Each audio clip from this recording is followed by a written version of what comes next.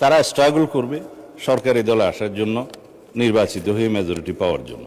মুনাস হিসাবে দাঁড়িপাল্লায় ভোট দিলে জান্নাত পাওয়ার নিশ্চয়তাও দিয়েছে। কত কয় 2-3 লাখ টাকা আছে, পিছন থেকে খোঁচা দিয়ে বলছে বলেন 7-8 লাখ টাকা আছে বলেছে।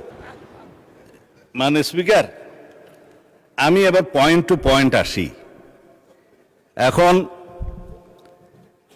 একবার যে ব্যাংক আজান দিয়ে তকবীরে লিল্লাহ দিয়ে দখল করা হলো, সেই ব্যাংকের দখলটা বেদখল হয়ে যাবে, এই যাতনা তো আমরা বুঝি মানে স্পিকার।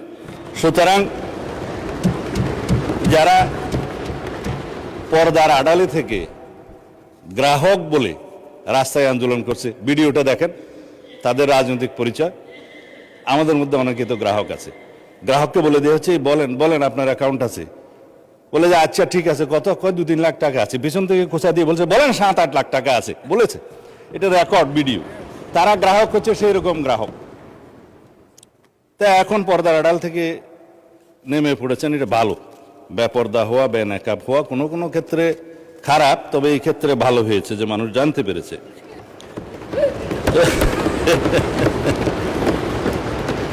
মানে স্পিকার,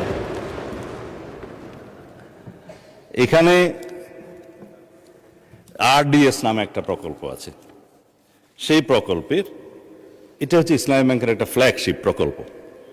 এই প্রকল্পের মূল হচ্ছে পল্লী উন্নয়ন প্রকল্প নামে, যেখানে 5,000, 10,000, 20,000 টাকা পর্যন্ত লোন দেয়া যায়। নারী গ্রাহকের সংখ্যায় বেশি। ভোটের আগে 10,000 টাকা করে অনেক নারীকে দেয়া হয়েছে।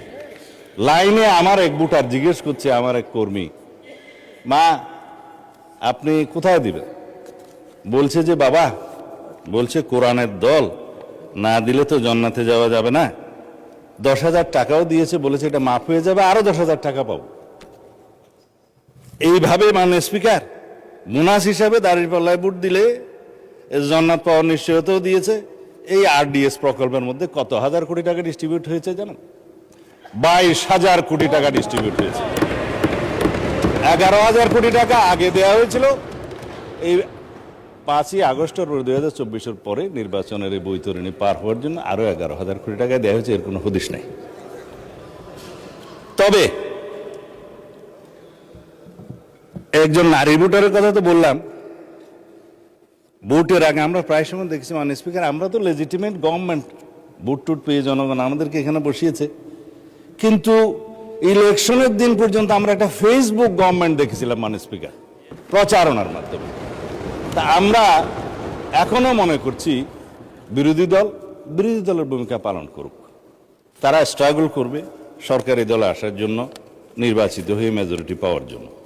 কিন্তু বারে বারে এইভাবে প্রচারণা, পর্দার আড়ালে প্রচারণা, পর্দার ভিতরে প্রচারণা ইত্যাদি চালিয়ে মানুষকে বিভ্রান্ত করে মানে স্পিকার, আমরা বোধহয় খুব বেশি এগোতে পারবো না।